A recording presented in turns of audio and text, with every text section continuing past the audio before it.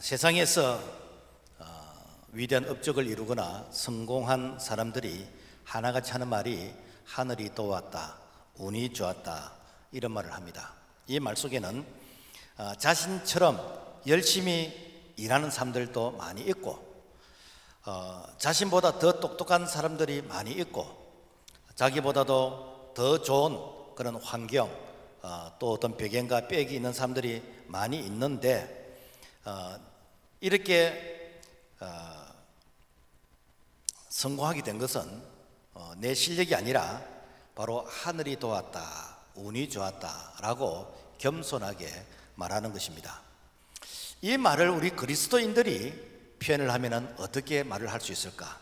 이것은 바로 하나님의 은혜이다 라고 말할 수 있습니다. 그것은 우리가 노력한다고 해서 다 되는 것은 아니에요. 우리가 노력해야 되지만은 그러나 보이지 않는 손이 도우실 때, 보이지 않는 능력이 나와 함께 할 때 마치 이 노를 젓는 이 배가 바람 한 번 불어주면은 그야말로 더 세게 달릴 수 있는 것처럼 주의 손이, 주의 능력이 함께 할 때 우리는 내가 못한다고 못하는 것이 아니라 바로 되게 하시는 이것을 우리는 은혜이다 라는 것입니다. 우리는 은혜의 모습을 참 주변에서 많이 볼 수가 있습니다. 본인이 인정하든 안 하든 참 은혜라는 것을 우리가 이렇게 발견할 수 있는 것은 그 정년 퇴임하시는 분들, 뭐 선생님으로 정년 퇴임을 한다든지 직장에서 정년 이렇게 퇴임을 하시는 분들 참 존경해야 됩니다. 그 이유는 정년을 채우기까지 많은 변수가 있었습니다.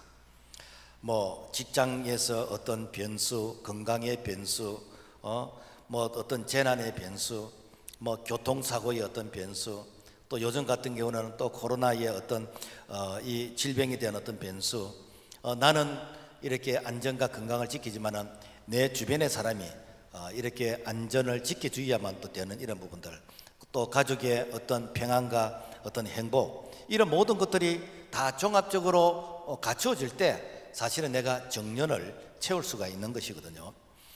그래서 하나님의 은혜를 알게 되어지면은 우리는 겸손해집니다. 하나님의 은혜를 모르면은 그야말로 비교를 통해서 우리는 원망하고 불평하고 교만하게 되어집니다.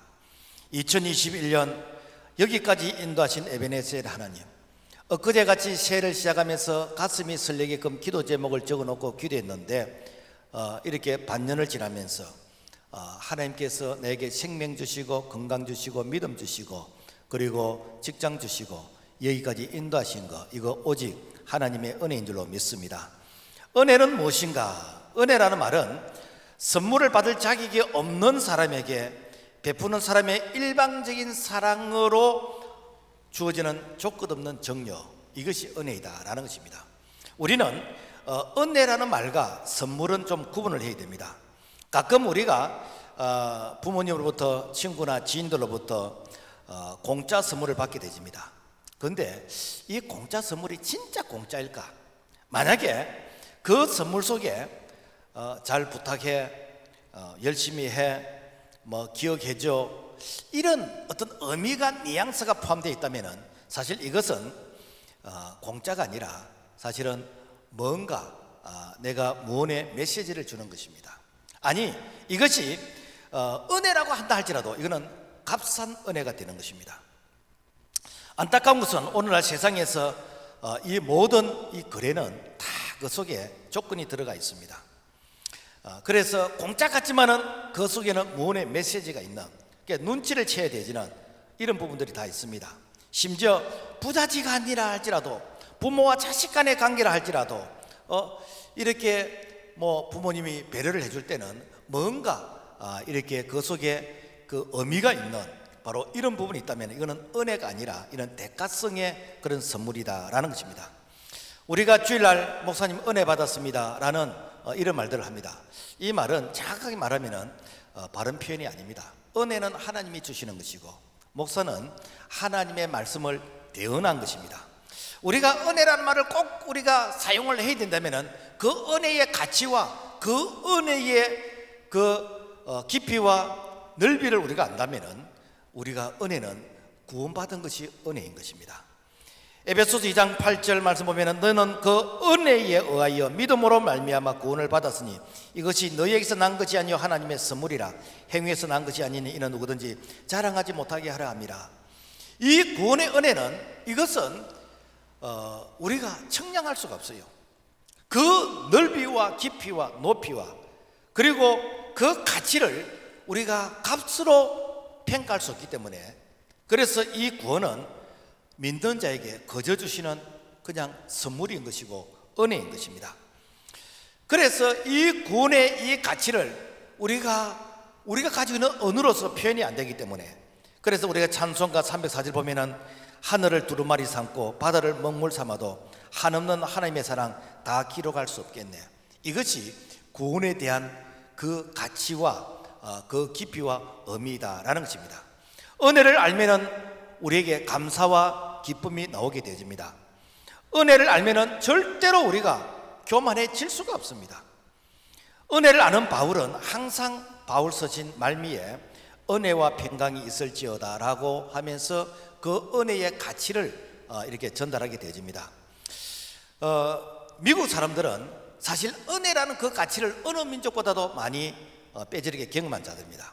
그들은 영국에서 신앙의 자유를 위해서 이 청교도들이 대서양을 건너서 미국에 정착해가지고 그들이 나라를 세우면서 정말 마음껏 예배하고 찬양하고 그리고 하나님을 섬길 수 있는 그 은혜를 그들이 이렇게 소유하고 누릴 수 있었기 때문에, 그래서 미국 사람들은 인사를 할 때 God bless to you, 하나님의 축복이 함께하기를 바랍니다, 하나님의 은혜가 함께하기를 바랍니다 라는 말들을 그들은 늘 그냥 자연스럽게 하고 있다는 것입니다. 오늘 우리는 이 은혜를 아는 자가 되었어. 그래서 정말 은혜의 그 삶이 무엇인지, 그리고 은혜의 그 축복이 무엇인지 오늘 우리가 다시 한번 경험할 수 있기를 주님의 이름으로 부탁을 드립니다. 먼저 우리가 은혜를 찾아보자는 것이죠. 이 은혜는 그야말로 하늘의 별들처럼 많습니다. 그렇지만은 우리 가장 중요한 은혜가 무엇인가? 바로 구원받은 것이 은혜이다 라는 것입니다. 세계에 전 인구가 한 78억 정도 된대요. 거기서 기독교인들의 숫자가 한 22억 32%, 무슬림이 한 16억 한 23%, 힌두교가 10억, 불교가 한 5억, 뭐 기타 뭐 이렇게 되어지는데, 그 78억 중에서 내가 예수 믿는다는 것입니다. 내가 구원받았다는 것입니다. 이것이 은혜인 것이고 이것이 축복인 것이고 바로 이것이 바로 감사다라는 것입니다. 우리가 구원받은 것이 내가 어떤 인격이나 성품이나 됨됨이가 내가 좋아서 그래서 내가 스카우트해서 구원받은 것이 아닙니다. 우리가 구원받기 전에는 소망이 없는 자였습니다. 에베소서 2장 1절, 그는 허물과 죄로 죽었던 너희를 그때의 너희는 이 세상 풍조를 따르고 공중권세 잡은 자를 따랐으니 다른 이들 같이 본질상 진노의 자녀였더니 소망이 없는 자녀였습니다. 그대로 놔둬버리면 자동적으로 그야말로 지옥 가게 되지는 소망이 없는 이런 자들에게 우리 하나님께서 은혜를 베풀어 주셨습니다. 그 은혜가 무엇이지요? 바로 누구든지 예수 그리스도를 믿는 자마다 멸망치 않고 영생을 얻게 되지는, 이미 구원을 완성해 놓으시고 그 구원을 받아들이기만 하면은, 입으로 고백하기만 하면은 그 구원이 내 것이 되게 되어지는 이런 엄청난 은혜를 우리에게 허락해 주셨습니다. 뿐만 아니라 구원받은 자들에게 우리가 예수 이름으로 기도하면 응답되게 되는 것이고, 구원받은 자들에게 신분의 상승도 주셨고, 구원받은 자들에게 하나님께서 참 이렇게 귀한 직분까지 허락해 주셨습니다. 그래서 우리가 직분을 받은 거, 여러분 자기에서 받은 거 아닙니다. 여러분요, 내보다도 더 훌륭한 사람 많이 있습니다. 그분들에게 주시더라면 내보다 더 많은 일을 할 수 있을 것입니다. 그럼에도 불구하고 내가 이 직분과 내가 이 귀한 사명을 받게 된 것, 이것이 오직 하나님의 은혜인 줄로 믿습니다. 그래서 은혜는 찾아보면은 그야말로 내 주변에 평범한 가운데서 너무나 많이 있습니다. 여러분, 우리가 의식주를 우리가 해결한 거, 여러분 이거요 우리가 기적입니다. 1950년대 우리나라 1인당 GNP가 50불이었습니다. 세계에서 제일 가난한 나라였습니다. 그 당시 필리핀이 700불이었고 이 아시아에서 제일 잘 사는 그런 나라였습니다. 그런데 약 70년이 지난 지금 우리는 세계에서 잘 사는 나라들이 가입한 OECD 국가에서 가입을 해가지고 그것도 세계 경제 10위권에 들어가게 되진 거, 여러분 이거 은혜입니다. 우리가 여러분 지하자원이 있습니까? 천연자원이 있습니까? 그렇다고 해서 우리가 뭐 특별히 다른 민족에 비해서 우리가 뭐 정직하고 뭐 인격적으로 우리가 다른 민족에 비해서 특별한 부분이 있었습니까? 이것은요, 하나님께서 우리 민족을 긍휼히 여겨 주셔서 복음과 함께 이 땅에 축복이 임하게 되진 거, 이거 오직 하나님의 은혜인 것입니다. 여러분, 우리가 얼마나 잘 사는지 압니까? 우리는 늘 뭐 의식주가 해결되니까 당연한 것이라고 생각되는 것이고, 내 주변의 사람이 아파트 좀 큰 데 살면은 왜 나는 좀 이렇게 왜소한지, 내 주변의 사람이 좀 큰 차를 타고 다니면은 왜 나는 작아지는지, 우리가 비교를 통해서 우리 자신을 평가하게 되는데, 우리가 전 세계를 놓고 우리 자신을 한번 평가해 보면요, 우리는 상위 5% 이내에 우리는 사는 자들이에요. 어쩌면 1% 이내에 해당도 될 수 있습니다. 전 세계 상위 1%의 사람들은 어떤 사람인가? 제가 이렇게 글을 보니까 어떤 분이 세계 상위 5% 사는 법이라 이런 그 책이 있는데, 그 내용 속에 이런 이야기가 있습니다. 세계 상위 1%의 연소득은 52,000달러, 하나로 치면 한 5,580만 원, 그러니까 월 460만 원의 수입을 받는 사람, 연봉이 이렇게 한 5,500만 원 정도 되면은 전 세계 상위 1%에 해당되는 사람이에요. 상위 5%에 해당되는 사람은 28,000달러, 그러니까 하나로 치면 한 연봉이 한 3천만 원, 월 한 250만 원 받는 사람들, 이런 사람들은 전 세계 상위 5%에 해당되는 사람이다 라는 것입니다. 그러면은 하위 20%에 해당되는 사람은 어떤 사람들인가? 이 사람들은 하루의 수입이 1,600원, 그러니까 하루 일당이 1,600원, 이 1,600원 가지고 라면 뭐 한 봉지 사면 되겠습니까? 뭐 좀 세일할 때 2봉지 산다고 합시다. 라면 2봉지 사는 이것이 바로 전 세계 20%의 사람들, 약 한 12억 개의 사람들이 바로 절대 빈곤에 해당되는 사람이다 라는 것입니다. 그러니까 우리는 우리끼리 그래도 기본적인 것이 해결된 사람들과 비교를 하니까 우리가 상대적으로 빈곤이라고 느껴지는데, 전 세계를 놓고 볼 때 우리가 살고 있는 것이, 이것이 엄청나게 잘 살고 있는, 어쩌면 여기에 있는 거의 대부분들이 상위 1% 이내 사람들일 것이요. 그런데 내가 상위 1%라고 한번 여러분 자부심을 가져본 적이 있습니까? 탈북한 사람들이 남한에 와가지고 그들이 누리는 이 혜택은 북한의 당 간부들의 1%에 해당되지는 그런 생활 어떤 환경이고 능력이라는 것이죠. 그래서 아파트에 참 뭐 수세기 변수가 있고, 그 다음에 찬물 따시물이 나오고, 하루 세끼 쌀밥 먹을 수 있고, 그 다음에 이렇게 자가용이 있다. 이것은요, 북한에서 특권층들이 누릴 수 있는 1% 이내의 그런 사람들이라는 거죠. 그런데 여러분요, 오늘 우리가 그렇게 비교를 해보니까 내가 뭐 잘 살고 있구나 라고 우리가 느낄 수 있는데, 사실은요, 내가 잘 사는 사람들 속에서 비교를 하다 보면은 왠지 자기가 작아지고 왠지 자기가 불행한 것처럼 이렇게 느껴지게 되어집니다. 오늘 우리는 발견하는 것입니다.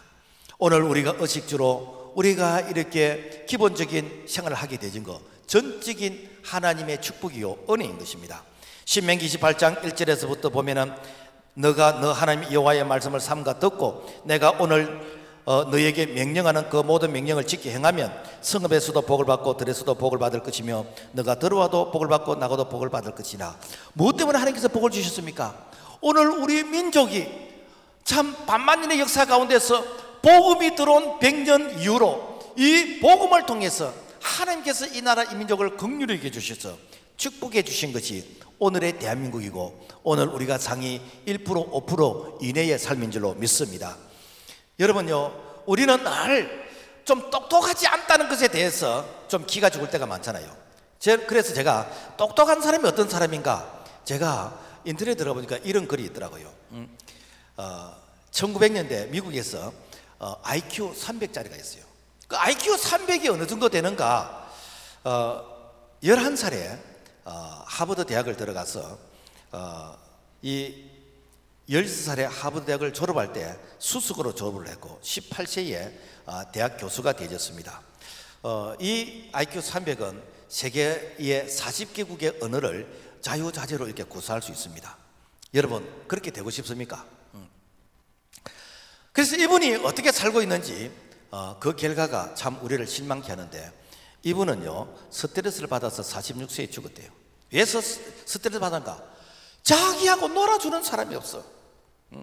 IQ가 너무 높다 보니까 자기하고 대화할 사람이 없어. 자기 옆에 친구가 없어. 여러분요, 내 주변에 친구가 많다는 거, 이거 여러분 행복입니다. 여러분 IQ 300 되면요 내 옆에 사람 아무도 없습니다. 왕따를 당해서 한 게 아니고 혼자 스스로 외로워지고요. 그래서 내 옆에 친구가 많다는 것은요 평범한 사람인 것이고 건강한 사람인 것이고, 여러분 뭐 이렇게 공부 못한다 해가지고 이게 포기한 사람이 있습니까? 공부 잘하는 1등짜리가 엄마 미안해 하면서 이상한 행동을 하거든요. 그래서 여러분 자녀들 공부 못한다고 너무 뭐라 하지 말고, 그리고 내가 공부 못했다 해가지고 너무 기죽을 필요가 없는 것은, 여러분요 건강은 균형입니다. 어느 특별한 부분만 건강하면요, 특별한 부분만 이게 튀게 되지면은 그 사람은 천재가 아니라 사실은 조금 이렇게 적응이 안 되지는 그런 사람입니다. 우리가 누가복음 19장에 보면은 삭개오가 나옵니다. 이 삭개오는 키가 작고, 키는 작지만은 아마 공부를 잘한 것 같아요. 그래서 세리장이 되었습니다. 그런데 삭개오 주변에 삭개오와 같이 놀아주는 사람이 없습니다. 물론 뭐 당시에 세리가 이렇게 한정받는 그런 직업은 아니었습니다만은, 그런데 자기는 뭐 부도 가지고 있고 명예도 가지고 있고 어찌 보면은 뭐 공부도 잘했을 것 같아요. 그런데 자기 주변에 사람이 없어. 그래서 예수님은 나를 사랑해 주실 거야. 예수님은 나를 차별하지 않을 것이야. 그래서 정상적인 방법으로 예수님을 만나지 못하고 그래서 이 무화과 나무 위에 올라가서 이 다람쥐처럼 나무 위에서 예수님을 만나려고 하는데, 예수님이 그 외로운 마음을 아시고 삭개오를 만나 주시는 것입니다. 여러분 오늘 우리가 나무 위에 올라가서 예수님 만난 사람이 있습니까? 평범하게 예수님 만났잖아요. 여러분 얼마나 우리가 축복입니까? 그래서 잠언 16장 4절 보면은 여호와께서 온갖 것을 그 쓰임에 적당하게 지으시나니, 그래서 하나님께서 나를 균형 있게끔 이렇게 건강하게 영육간에 이렇게 지으신 것에 대해서 여러분 감사하시고, 특별히 어느 한 부분에 내가 탁월하지 않은 것에 대해서도 여러분 자부심을 가지고 감사하시면서, 내 주변에 밥 먹자는 친구, 내 주변에 차 마시는 사람이 많은 것에 대해서 감사하시기를 바랍니다. 그 다음에 여러분요, 우리가 살아있는 것도 은혜입니다. 여러분 내가 살아있다는 것 이 자체에 대해서 감사해 본 적 있습니까? 오늘 하루 내가 잠에서 깨어나면서 내가 오늘도 하루 내가 살아있네. 1년에 세상을 떠난 사람이 3천만 명이 넘는답니다. 그러니까 1분에 똑딱할 때 한 사람이 죽는다는 것입니다. 그래서 똑딱할 때 내가 살아있다는 이 자체가 이게 기적인 것이요. 이 기적이요. 전 세계에 먹지 못해서 기아로서 죽는 사람이 한 8억 정도 되는데, 그 중에서 특별히 유아 사망, 어린 아이가 먹지 못해서 기아로 1초에 5명이 죽었는. 여러분요, 내 아이가 여러분 살아있다는 거 이거 자체가 여러분 이게 축복이고 기적인 것입니다. 북한에는 이렇게 1990년부터 2000년 그 사이에 이렇게 고난의 행군이라고 300만 명이 죽었어. 뭐 쉬운 말로 하면은 부산 시위에 해당되지는 인구가 한 해 그 10년 사이에 죽었습니다. 지금도 엄청난 이렇게 기아로서 얼음을 당했는데, 그래서 인구 이렇게 파악이 안 되는 거예요. 왜? 너무 많이 이렇게 정발한 사람들이 많기 때문에. 오늘 우리가 살아있다는 그 자체에 대해서 여러분요 우리가 감사해야 됩니다. 1년에 교통사고가 한 22만 건 정도 일어나는데, 그 중에서 이렇게 3,000명 정도가 사망한대요. 그러면은 하루에 한 8명 정도 죽는 거예요. 내가 여러분요 꼭 자동차가 7바퀴 굴려서 그래서 이 자동차가 폐차가 되어지고 나는 이렇게 뭐 타박상 정도 있고 내가 이렇게 살았다 감사하다, 그게 아니고 한 바퀴 구르지 않고 우리가 하루를 이렇게 드라이브 하면서 직장 가고 교회 오게 된 거, 여러분, 이게 감사인 것입니다. 여러분요, 우리가 감사를 찾아보면 감사할 일이 너무나 많습니다. 하루에 생을 포기하는 사람들이 약 한 40명 정도 된대요. 그 숫자 속에 내 친척이나 내 가족이 없다는 거, 여러분, 이게 감사 아닙니까? 작년 한 해 코로나로 인해서 약 한 1860명이 사망했는데 하루에 한 5명 정도 죽었습니다. 여러분, 우리가 그 숫자에 포함되지 않고 우리가 예배 드리면서 직장 생활하면서 우리가 가정 생활을 할 수 있다는 거, 여러분, 이게 뭡니까? 감사 아닙니까? 이게 감사예요. 그러니까 여러분요, 우리가 하루 동안에 호흡을 하면서 살아있다는 이거 자체가 감사인데, 여러분, 우리가 이것을 감사하다고 생각해 보셨습니까? 여러분, 사람 생명 별거 아닙니다. 4분만 숨 안 쉬면요, 여러분, 인간 노릇 못합니다. 이사야 2장 22절, 너의 인생을 의지하지 말라. 그의 호흡은 코에 있나니 쇠말 가치가 어디에 있느냐. 무엇 때문에 하나님께서 사건과 사고와 질병과 환난과 질고가 많은 이런 가운데서 하나님께서 내게 생명 주셨습니까? 그 이유는 하나님께서 우리를 긍휼히 여겨 주셨어. 사명 때문에 하나님께서 우리에게 은혜를 주신 것을 기억하고, 우리가 이 하나님의 은혜를 찾아보면 내 주변에 은혜 아닌 것이 없습니다. 다 감사인 것입니다. 여러분, 우리가 대한민국에 사는 거, 이게 은혜라고 생각해 보신 적이 있습니까? 우리가 일제 35년 동안 강점기로 인해서 언어를 뺏기고 문화를 뺏기고 그리고 재산을 뺏기고, 참 이게 나라 주권을 빼앗기고 다 빼앗긴 가운데서 얼마나 고통 속에서 지냈습니까? 그리고 45년 이렇게 강복이 된 이후에 5년 만에 또 6.25를 또 맞이했습니다. 3년 동안 전 국토가 초토가 다 됐습니다. 메가더 장군이 인천 상륙작전을 승리했거든. 메가더 장군이 이 대한민국을 바라볼 때 앞으로 이 나라는 100년 동안 재건할 수 있는 희망이 없다 라고 하면서 전 국토가 잿더미가 된 것에 대해서 참 희망이 없는 절망이라고 이렇게 평가를 했습니다. 영국의 BBC 방송이 한국의 민주화가 꽃피는 것은 진흙 속에 흙장미가 피는 것 같다라고 했습니다. 그런데 여러분, 지금 현재 우리가 얼마나 잘 살고 있습니까? 지난해 우리나라 국민 소득이 3만 불이 넘게 되어지는 세계 경제 10위권이 되어지는 이런 축복, 이것은요, 하나님께서 우리 민족을 긍휼히 여겨 주신 하나님의 은혜인 것입니다. 우리가 여러분요, 우리는 뭐 이게 대한민국 그러니까 늘 헬조선 그러고 남들과 비교를 통해서 우리 자신이 좀 왜소한 것처럼 느껴지는데요, 여러분, 대한민국 여건이 미국, 영국 여건보다도 더 이렇게 파워가 있습니다. 제가 이렇게 여건의 파워를 보니까 전 세계에서 이 비자 없이 갈 수 있는 그런 여건을 가진 1위가 바로 일본인데 191개국을 갈 수 있고, 2위가 싱가포르인데 190개국을 갈 수 있고, 3위가 대한민국인데 189개국을 갈 수 있고, 그리고 미국과 영국은 7위입니다. 7위고, 여러분요, 185개국을 그들은 갈 수 있어요. 여러분요, 오늘날 우리가 세계 속에 대한민국이 되게 된 거, 하나님께서 이 민족에게 땅끝까지 타문화권에 복음 전하라고, 여러분, 선교사라 가려 그러면은 여러분요, 얼마나 그 나라 입국하는 이미그레이션 이런 절차가 까다롭습니까? 저는 직장 생활할 때 80년 초에 저 루마니아와 불가리아를 간 적이 있습니다. 그때 당시 아직까지 수교가 안 된 공산국가였습니다.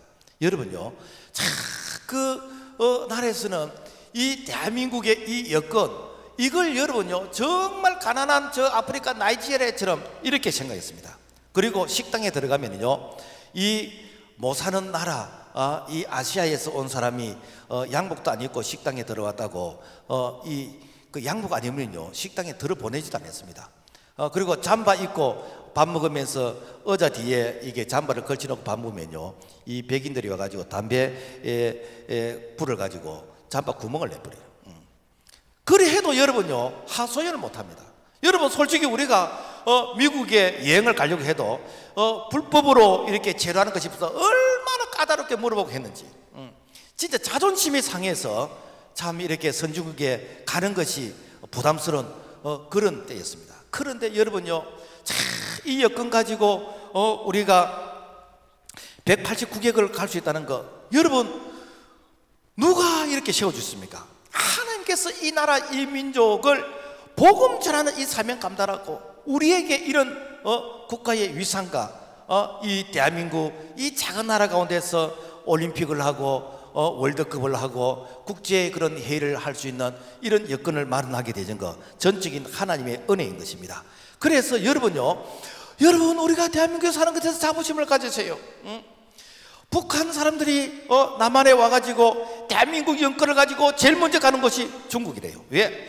중국에서 숨을 죽이고 쫓기면서 잡히면은 다시 이렇게 북한으로 이렇게 귀환하게 되는데, 그러면은 북한으로 다시 돌아가면 되는가? 그들이 정치범 수용소라든지 어쩌면은 공개치행을 당하게 되지는, 그래서 그들은 이 탈북할 때에 맨도날이라든지 치약을 가지고 나온대요. 왜? 잡히면은 자기가 목숨을 끊으려고. 그런 자들이 이렇게 숨어 지내다가 대한민국에 와서 여권을 탁 받았을 때 이 여권을 가지고 중국에 들어가서 아주 자신만만하게 중국 여행을 하고 돌아오는 그 희열의 기쁨이 그야말로 참 엄청나다는 것입니다. 여러분, 오늘 우리가 신앙의 자유에 대해서 은혜라고 생각을 보신 적이 있습니까? 우리는 참 이렇게 신앙의 자유에 대해서 고민해 본 적도 없고, 그야말로 내가 교회 가고 싶으면 교회 가는 것이고, 내가 기도하고 싶으면 언제든지 기도하고, 내가 이 신앙의 자유를 마음껏 누릴 수 있는데, 우리 신앙의 선배들은 이 신앙의 자유를 위해서 목숨과 바꾸었습니다. 1938년 그 신사참배에 내가 거절함으로 말미암아 옥고를 치르고 순교를 당하고 엄청난 그런 불이익을 당하게 되었습니다. 뿐만 아니라 6.25를 통해서 이 공산군들이 이렇게 와서 특히 예수 믿는 사람들, 이 교회 다니는 사람들, 그런 사람들을 색출해 가지고 집단 학살한 저 전남 신안 쪽에, 정도 쪽에 가면은 그 공산군들이 한 마을을 다 썰어버렸어요. 왜? 기독교와 공산 이 주의 사상은 물과 기름이기 때문에. 오늘날 우리가 선교 참 이렇게 100년을 지난 이금 한국에 6만여 교회가 있고 12만 명의 목사님이 계시고 3만 명의 해외 선교사님들이 있습니다. 여러분, 이거 은혜 아닙니까? 이거 은혜인 것이죠. 그래서 아직까지는 우리가 마음껏 전도할 수 있고 참 이렇게 예배 드리려면 우리가 마음껏 예배 드릴 수 있는 이런 축복, 여러분 이거 그냥 주어진 게 아니에요. 북한 같은 데서는 선진동 교회 2개가 있고 북한에서 숨어서 예배를 드리다가 잡혔다 그러면은요, 그야말로 정치범 수용소 가게 되는 것이고 공개 치행당하는 것입니다. 중동 이슬람 국가에서 그들이 종교를 바꾸거나 그들의 종교의 명예를 실추시키면은 명예살인 제도가 있습니다. 그래서 그런 사람을 살인하는 것을 가족이라 할지라도 살인한 것을 그야말로 영광스럽게 생각하는 그런 참 나라들이 있는데, 오늘 우리가 이렇게 주일날 성경 찬송을 들고 우리가 예배 드리러 오는 거, 이거 얼마나 큰 축복인지 모릅니다. 그래서 이런 축복이 우리 시대에서만 누리고 끝나는 게 아니라 우리 다음 세대, 주님 오시는 그날까지 우리 다음 세대들에게 이 신앙의 자유를 물려줘야 됩니다. 안타까운 것은 참 이게 성경에 있는 이 말씀을 우리가 마음껏 전할 수 없는 그런 시대가 오고 있는 것 같아서 정말 안타깝습니다. 여러분, 동성애 성경에서 하지 말라 그랬잖아요. 여러분, 땅까지 복음 전하라 그랬는데 우리가 이 복음을 마음껏 전할 수 없다면 이것은 여러분요, 우리 대해서 이것은 막아야 되는 것입니다. 최근에 그 종교 자유 그 연대에서 앞으로 이 뭐 시립 합창단이라든지 국립 합창단이라든지 이런 합창단에서 기독교적인 가사가 있는 이런 이 합창곡은 금지해 달라라고 상정을 했대요. 불교에서 뭐 핸델의 메시아라든지 그 기독교적인 그런 어떤 그 가사가 있는 것은 이런 종교 차별 금지니까 이는 막아야 된다. 여러분요, 앞으로 우리가 밖에서 찬송가도 제대로 부를 수 없는 그런 시대가 점점점 가까이 오고 있는 것이고, 그래서 모 목사님이 이게 버스킹으로 참 이 밖에서 기타 치면서 찬양을 했더니 고발을 당해가지고 그래서 참 많은 조수를 받다가 풀려나게 된 그런 일이 있게 되는 것이고, 여러분, 교회 폐쇄법이 이미 통과된 거 여러분 알고 있습니까? 여러분요, 교회가 법적으로 폐쇄되는 것이 법적으로 여러분 이미 통과되어 있습니다. 단지 숨고르기를 할 뿐이지 여러분요 언제든지 교회 폐지될 수 있는 그런 법안이 이미 통과 다 됐습니다. 우리가 이 신앙의 자유를 모르는 세대들이 영적으로 그야말로 잠을 자고 있고 나태하고 있고 설마 하는 이 사이에 그야말로 악한 자리 가라지를 뿌려가지고 우리 다음 세대들이 신앙의 자유를 누릴 수 없는 이런 환경 가운데 있는데, 오늘 우리가 그동안에 이 신앙의 자유 여러분요 지키지 못하면 누릴 자유가 없는데, 오늘 우리는 너무 쉽게 누렸습니다. 우리 다음 세대들에게 뭘 물려주겠습니까? 여러분, 신앙의 자유를 물려줘야 됩니다. 이것이 우리가 다음 세대들에게 할 수 있는 가장 중요한 것이고, 그리고 이렇게 축복이라는 것을 우리가 꼭 기억하고, 이 신앙의 자유를 우리만의 소유가 아니라 우리 다음 세대까지 이 신앙의 자유를 물려줄 수 있는 오늘 우리의 결단과 우리의 책임이 있는 우리의 신앙이 되기를 주의 이름으로 부탁을 드립니다. 여러분, 우리가 소원과 빛께 오게 된 거, 여러분 교회가 가까워서 오게 된 것입니까? 여러분요, 한번 내가 소원과 빛교회 다니게 된 것에 대해서 감사하다라고 한번 생각해 보셨습니까? 오늘날 여러분요, 교회가 마른 교회지만 얼마나 인본주의 사상이 많은지, 그래서 타 종교에도 이렇게 구원이 있다는 종교다원주의를 받아들이는 그런 교회들, 그리고 뭐 세상과 적당하게 타협하는 인본주의 이런 사상들 얼마나 많은지 모릅니다. 그런 가운데서 우리 교회는 정말 하나님 말씀이 중심이 되는 것이고, 하나님이 중심이 되어야 되는 것이고, 주님 피로 값져서 하신 몸된 교회가 중심이 되어야 되는 것이고, 세상에 타락한 이런 문화와 사상과 이렇게 타협하지 않고 주님 오시는 그날까지 이 믿음, 이 신앙을 지키기 위해서 애를 쓰는 이런 모습들, 여러분 이것이 여러분 알고 오셨습니까? 뿐만 아니라 여러분, 코로나19를 인해서 참 많은 교회들이 참 많은 그 고통과 어려움을 겪게 됐는데, 그런 가운데서 참 우리 교회가 방역은 정말 이렇게 철저히 하면서 예배를 지킬 수 있는 거, 여러분 이게 얼마나 감사한지. 여러분들은 아시는지 모르겠지만 토요일 날 우리 집사님들이 참 분무기 가지고 의자 밑에 위로 전부 다 이렇게 다 이게 소독 다 하고 다 이게 방역을 깨끗하게 해놓고, 그리고 주일날 우리가 이렇게 예배를 드리는 것이거든요. 그런데 아직까지 어떤 교회들은 여러분요, 이 주일 예배만, 오전 예배만 드리고 그 나머지 전부 다 듣기 좋은 말로서 유튜브 예배, 새벽 기도도 유튜브고, 뭐 예배가 없어. 너무 그런 생활에 오래도록 이렇게 적응하다 보니까 이제는 교회 가는 것이 불편하다는 것입니다. 왜 이렇게 되어졌습니까? 여러분, 언제부턴가 우리가 너무 이 예배의 중요성, 이 가치를 우리가 참 모르다 보니까 참 이 예배를 이렇게 양보하게 되는, 포기하게 된 이런 부분들, 우리가 참 이렇게 예배를 지키게 된 거, 이거 하나님의 은혜인 것입니다. 여러분요, 오늘 우리가 이렇게 예배드리는 이 교회 환경, 여러분께 창문을 열어놓은 것이 뭐 공기 이렇게 소통이 잘 되라고 창문을 뭐 열어놨다고 할 수 있는데, 여러분요, 이 창문을 열으면은 이 산에서 피톤 치드가 그야말로 막 이 들어오는 것이요. 그리고 이 창문 옆에 이 상수리 나무가, 저게 수목이 한 7, 80 된 저런 나무인데 우리 교회가 들어올 줄 알고 하나님이 미리 다 심어놨어. 그러니까 저 상수리 나무가 산소 덩어리를 만들어내는 것인데, 여러분 교회에서 예배 드리고 돌아가기만 하더라도 여러분은 폐 청소를 하고 가는 것이고, 여러분 교회에서 창문 열고 앉아서 1시간만 기도해도 여러분들은 산소를 그야말로 덩어리로 들어마시고 여러분 돌아가는 겁니다. 여러분요, 그야말로 우리가 찾아보면 감사 아닌 것이 없습니다. 오늘 우리가 정말 감사는요, 우리가 발견하는 것입니다. 우리 주변에 은혜 아닌 것이 없고 감사 아닌 것이 없습니다. 그러므로 말미암아 오늘 우리가 감사를 회복할 수 있는 그런 넉넉한 우리의 마음이 되기를 주님의 이름으로 부탁을 드립니다. 자, 그래서 은혜를 헛되이 받지 말라 그랬어요. 은혜를 헛되이 받지 않기 위해서는 어떻게 되는가? 우리가 이 감사를 비교하지 말라는 것이죠. 옛날에 욕심이 많은 주인하고 그리고 마음씨 착한 이 머슴이 있었는데, 이 욕심 많은 이 주인은 이 머슴이 이렇게 일하는 것에 대해서 늘 좀 의심을 하고 그리고 이 불만이 많았어요. 그래 한 번은 머슴이 산에 나무하러 가는데, 이게 산에 가서 나무를 제대로 하는지 안 하는지 한 번은 미행을 하게 되었습니다. 그래서 산중 덕주 이렇게 갔는데 갑자기 곰이 나타나서 그 주인을 덮쳤습니다. 주인은 나는 이렇게 해서 죽는가 보나 이렇게 생각했는데 갑자기 곰이 이렇게 비명을 지르면서 쓰러지게 되는 거예요. 봤더니 머슴이 산에서 나무를 하다가 도끼를 가지고 그 곰을 후려쳤어요. 그래서 이 주인이 네 때문에 내가 살았다 그러면서 생명의 은인이라 하고 그러면서 좋아했어요.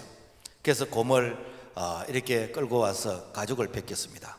그리고는 이게 잘 따듬어서 장에 가서 곰 가죽을 팔게 되어졌는데 이 주인이 얼굴이 완전히 똥생인 것이요. 완전히 이게 인상이 말이 아닙니다. 왜인가?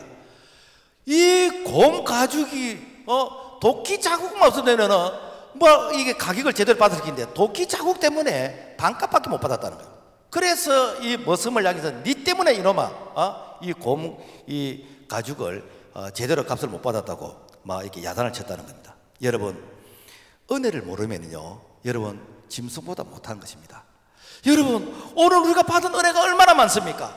그 받은 은혜를 은혜로서 감사하지 않으면요 우리가 비교를 통해서 늘 불평하게 되는 것이고 원망하게 되진다라는 것입니다.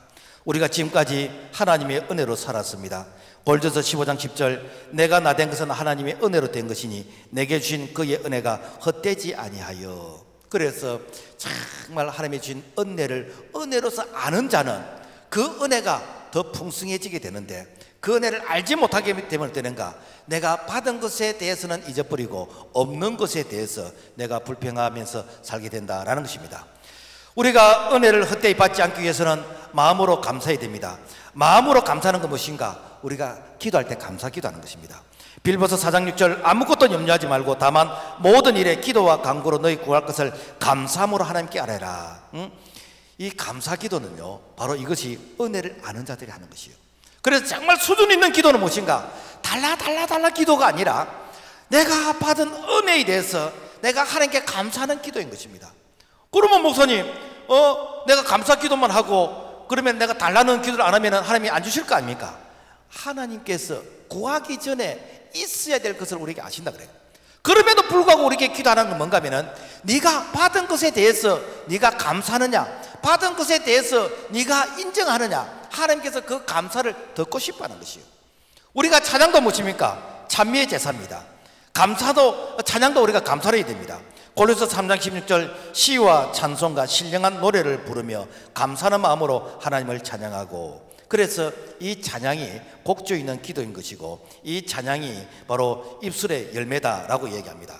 그래서 이 찬양이 있는 이 마음은 바로 은혜가 머물러 있는 심령성전이다라는 것입니다. 그래서 우리가 찬양을 통해서 하나님께 감사하는 것은 내가 하나님께 감사 기도를 내가 곡조를 붙여서 하나님께 올려드리는 것입니다. 이게 마음으로 감사하는 것이요. 또 마음으로 감사하는 것은 우리가 하나님께 감사의 예배를 드리는 것입니다. 시편 50편 23절 감사로 제사를 드린 자가 나를 영화롭게 하나니. 자, 하나님 앞에 예배를 드릴 때 감사로 드리라는 것이죠. 구약 성경에서 정말 하나님을 감동시키는 감사의 예배를 드린 자가 있습니다. 누군가? 솔로몬입니다. 이 솔로몬은 서자 출신이에요. 서열로 볼 때 자기가 왕이 될 수 있는 그런 신분, 그런 서열이 아닙니다. 그런데도 불구하고 이스라엘의 3대째 왕이 되었습니다. 누가 시키지도 않는데도 불구하고 하나님 앞에서 일천번제를 드렸습니다. 그랬더니 하나님께서 얼마나 감동하셨는지 구하지 않은 부분들까지 은혜로 채워주셨어요. 자, 그렇다면은 하나님 앞에 이 감사로서 예배를 드리는 이유가 무엇인가? 여러분요, 예배라는 것은 이것은 희생이란 의미가 있습니다. 구약시대에는 이 예배를 드릴 때 이 양이라든지 이 송아지라든지 짐승을 드렸습니다. 왜 그런가? 내가 죄 때문에 죽어야 될 것을 이 짐승이 양이 대신 죽었거든요. 오늘 우리는 예수님께서 어린 양으로서 십자가에서 희생 제물이 되어 주셨어요. 그래서 내가 안 죽어도 돼. 내가 양이나 송아지 안 가지고 와도 돼. 예수님께서 대신 희생의 제물이 되어 주셨기 때문에. 그런데 우리가 예수를 믿는다는 것은 우리가 이제는 내가 사는 것이 아니요 오직 내 안에 그리스도 예수께서 사시는 것이요. 이제는 예수님이 내 인생을 이제는 사시는 것이요. 그래서 우리 자신은 주님께 드린 자인 거예요. 그래 우리가 늘 항소를 드림 같이, 우리가 양을 드림 같이 우리 자신을 드려야 되는데, 그 드리는 것이 무엇인가? 그것이 바로 우리가 예물을 통해서 드리는 것입니다. 그래서 내가 희생의 제물이 되어야 되는데 하나님 이 예물이 대신해서 희생의 제물이 됩니다. 이게 뭡니까? 예배 아닙니까? 그래 예배에는 반드시 예물이 들어가야 됩니다. 그래서 예배가 아닌 것에는 기도회라든지 무슨 어떤 모임이라든지 여기에는 우리가 이게 예물을 안 드립니다. 그러나 예배는 무엇인가? 바로 내 자신을 드리는 이것이 예배이거든요. 그래서 내 자신을 드리는 이 예배를 가장 감동적으로 한 자가 바로 솔로몬이었는데, 하나님께서 이 솔로몬에게 전무후무한 그런 지혜를 주셨고 뿐만 아니라 부와 영광까지 주셨다라는 것입니다. 그래서 종은 울리기 전까지 종이 아니고 감사는 표현할 때까지 감사가 아니다. 그래서 감사는 성공과 정비례하고 행복과 정비례하는 것이고 믿음과 정비례한다. 그래서 감사하는 그 입술, 감사를 고백하는 그 자에게 하나님께서 넘치는 은혜를 주신다라는 것이 바로 성경이 우리에게 교훈해 주시는 말씀인 것입니다. 그래서 성경은 범사에 감사하라라고 명령했습니다. 이것은 바로 하나님을 위한 것이 아니라 우리 자신을 위한 것이기 때문에 너희들이 감사하라고 말씀하고 있는 것입니다. 그 다음에 또 뭘 감사해야 됩니까? 물질로서 감사라는 것입니다. 감사라는 이 원어에 이 구약 이게 토다라는 이런 단어와 신약의 카리스라는 이 단어는 이 헌물, 찬양, 칭찬, 사례하다 이런 뜻이 있습니다. 그래서 이 감사의 뜻은 우리가 하나님 앞에 찬양하고 이렇게 칭찬하고 하지만은 반드시 이 헌물, 사례라는 것이 그 속에 포함되어 있어요. 그래서 구약 성경에서 하나님께서 이스라엘 백성들에게 1년에 3차례 반드시 이 절기를 지키라 그랬어요. 그 절기가 무엇인가? 무교절. 이 무교절은 이 구원받은 바로 세례에 해당되는 것이고, 77절 이것은 오늘날 맥주절 오순절에 해당되는 것이고, 초막절 이거는 추수감사절에 해당되는 것인데, 그래서 하나님께서 이스라엘 백성들에게 3대 절기를 반드시 지키라 라고 하면서 바로 명령으로서 그들에게 이렇게 요구를 하십니다. 그러면서 이 3대 절기를 지키는데 어떻게 지키는가? 신명기 16장 10절을 말씀 보니까 너 하나님 여호와 앞에서 7절을 지키되 너 하나님 여호와께서 내게 주신 복을 주신 대로 내 힘을 다하여 자원하여 예물을 드리고, 그리고 17절 보면은 그 힘대로 물건을 드릴지니라. 이게 이 앞전 성경에 보면은 힘껏 이렇게 예물을 드리라 라고 이렇게 하고 있습니다. 뭔가 하면은 하나님 앞에 너희들이 절기에 이 감사를 드릴 때는 그냥 성의껏 하라는 거 아니고, 그냥 알아서 하는 게 아니고 힘껏 힘대로 하라는 거예요. 그러면은 힘껏 힘대로 하는 게 무엇인가? 우리가 뭐 숨이 가쁘도록 뭐 뛰어왔다, 숨이 가쁘도록 뭐 힘껏 했다 그러잖아요. 그게 숨이 가쁘도록 하는 거예요. 그게 무엇인가? 바로 그것이 10의 1조의 수준이라고. 그래서 우리가 평소에 모든 것이 하나님의 것입니다 라고 고백하는 것이 무엇입니까? 이게 11조거든요. 하나님의 주권을 인정해 드리는 것입니다. 하나님 2021년 전반기 하나님의 내 생명을 주시고 건강을 주시고 하나님께서 내 생업에 복을 주시고 여기까지 하나님께서 은혜를 베푸셨습니다 라는 이 고백, 내가 잊어버릴만 하니까 이 고백을 하게 하는 것이 무엇인가? 맥주 감사드리고, 또 한 해를 마무리하면서 추수감사를 할 때 바로 힘껏 드리라. 이것은 바로 11조의 수준으로 감사하라 라는 것입니다. 그래서 이 감사는요, 하나님께서 그래 우리 것을 빼앗는 것이 아니고 하나님께서 드리니까 우리에게 돌려주시는 것이에요. 그래서 잠언 8장 21절의 말씀 보면은 나를 사랑하는 자가 재물을 얻어서 그 곳간에 채우게 하라 하심이라. 하나님 모든 것이 하나님의 것이었습니다. 하나님이 주신 은혜입니다. 하나님 받으세요 라고 하면서 하나님께 감사하는 자는 어떻게인가? 하나님께서 재물을 곳간에 채워주신다. 그래서 여러분요, 감사를 많이 해가지고 우리가 망하는 법이 절대로 없습니다. 하나님은 어떻게 되는가? 그 감사의 그 이렇게 표현만큼 하나님께서 우리에게 복을 주신다라는 것입니다.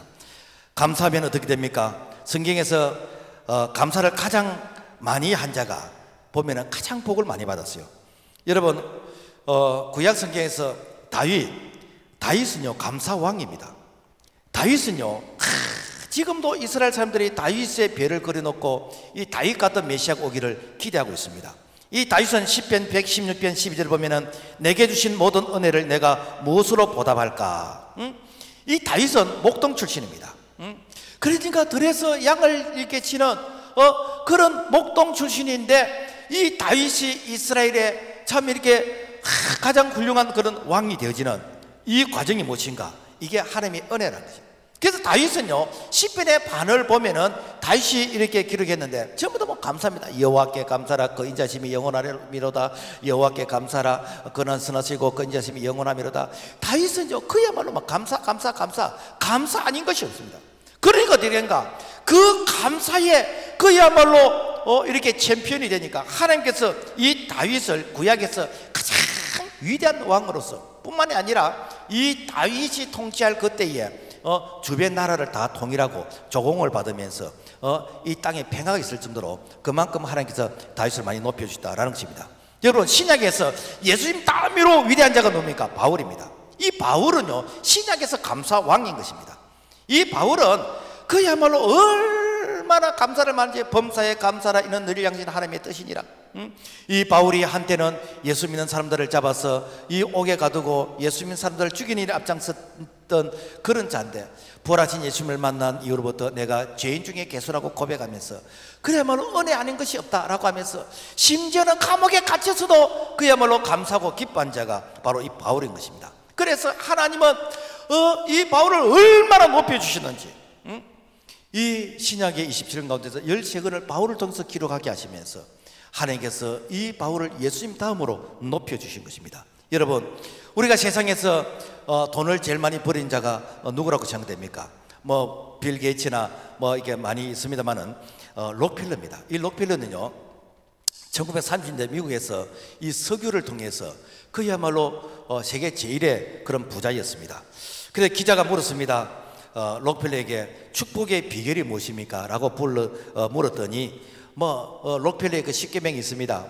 그 참 다 감동적인데, 그래서 압축해서 딱 한마디로 이렇게 말해주시라고 했더니 감사와 11조다.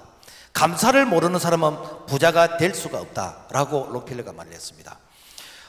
영국의 스펄전 목사님은 불행할 때 감사하면 불행이 끝이 나고 형통할 때 감사하면 형통이 연장이 된다라고 했습니다. 그래서 이 감사는요, 그야말로 이 감사를 아는 자가 하게 되는데, 감사하게 되면 계속 감사할 거리가 많아진다는 것입니다.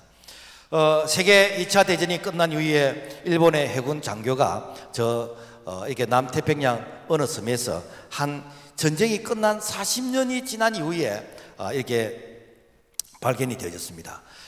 그래서 그 일본의 해군은 지금도 계속 전쟁이 이게 진행되고 있는 줄 알고, 그래서 이 남태평양 어느 섬에 원시인처럼 이렇게 굴에 들어가서 살고, 그 다음에 야자수나 바나나 이게 열매 따먹으면서 이게 살았던 바로 그런 자인데, 그런데 자기가 일본으로 본국으로 딱 돌아와서 보니까 와, 이미 전쟁은 끝났고, 그 다음에 평화가 이루어졌고, 그리고 참 많은 사람들이 문화적인 혜택을 누리는데, 자기는 40년 동안 원신으로 살았던 것을 생각하니까 내 인생이 그야말로 참 40년을 잃은 것에 대해서 원망, 불평, 그야말로 원한, 그야말로 자기 마음속에 막 엄청난 이런 불평이 쏟아졌다는 거예요.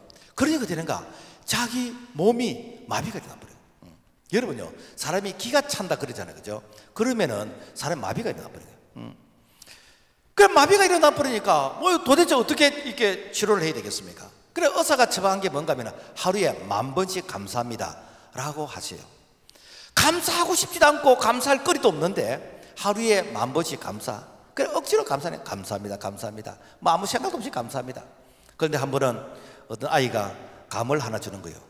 그런데 아이가 감을 주는 순간 자기 마음속에 진심으로 감사합니다 라고 하는 순간 그 굳어있는 몸이 이게 풀어지게 되더라는 것입니다. 여러분, 감사는요, 하나님께서 주시는 이 신령한 복이 있을 뿐 아니라 이 감사는 우리의 건강에도 복이 되는 것이고, 이 감사는 관계를 형통하게 해준다라는 것입니다.